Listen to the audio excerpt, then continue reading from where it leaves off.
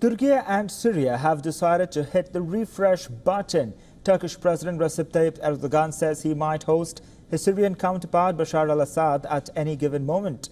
Turkish president's comments come after anti-Syrian riots rocked Turkey last week. Turkish authorities detained over 470 rioters in several cities.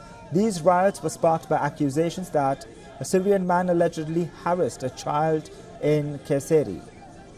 Speaking to the media, Turkish president further added that Ankara will reciprocate any positive steps from Damascus. He said that Russia's President Vladimir Putin and Iraqi Prime Minister could contribute to facilitating the contact.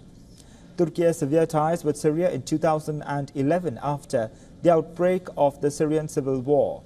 At the time, Erdogan supported rebels looking to oust Bashar al-Assad.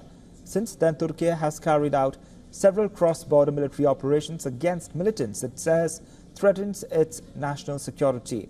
Ankara believes that the time has come to hold talks with Damascus to facilitate the return of refugees and establish an alliance against Kurdish armed groups in northeastern Syria.